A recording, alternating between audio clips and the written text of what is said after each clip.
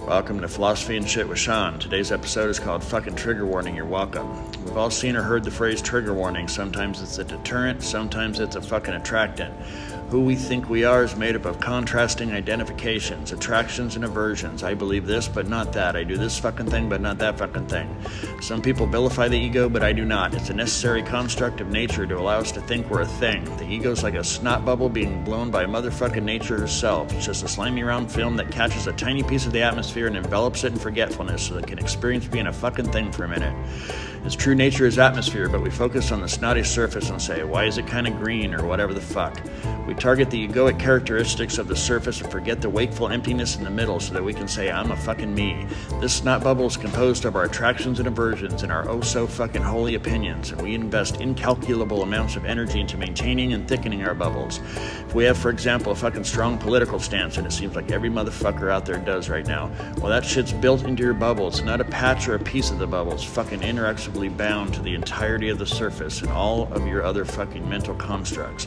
So when some motherfucker challenges that, when some shitty comment on a post or counter opinion presents itself, it threatens that aspect of the bubble, and we vehemently defend it because it's that opinion that is woven into our very identity. The bubble's job is to be a fucking bubble, and it's terrified of popping. The fear of annihilation is inherent to all of our bubbles. So when somebody opposes your viewpoint, be it political, religious, or they just think you're a piece of shit, whatever the fuck, on a deeper level, that is threatening our very existence as a me, and this is why our asses get so fucking triggered.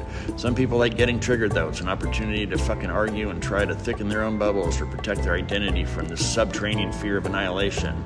But there's another opportunity we're missing. Unless there's sun shits out a gigantic EMP or we blow ourselves the fuck up, it seems like social media is here to stay. So, how about this? If you get fucking triggered, use it as an opportunity to identify your own fear. It's a fucking rabbit that pops out of a hole. Grab that little fuck by the ear, marinate in your own fear, accept it only as a construct of your individuality and be with it. Hold the fucking rabbit till it stops squirming, then go back to the trigger catalyst and fucking reassess. Perhaps there's a touch of validity in it, or perhaps the person's just a fucking dumbass and needs her dick knocked in the dirt. Either way, without the emotional charge born of fear, you'll be able to see it for what it is and maybe realize you're just two fucking bubbles rubbing together and you're both trying not to be the one that pops. More of us started using social media like this, like an electronic fucking therapist, and we'd all start to understand our minds a lot better and also the minds of others.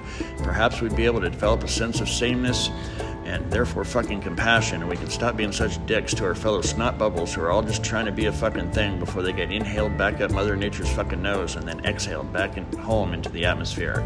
If enough motherfuckers can start to see the air behind the snot or the awareness behind the mind, we'd be able to go about our business secure in the simple notion that it's just fucking okay to be me. Alrighty, go forth and try not to be such assholes to each other. Toodaloo.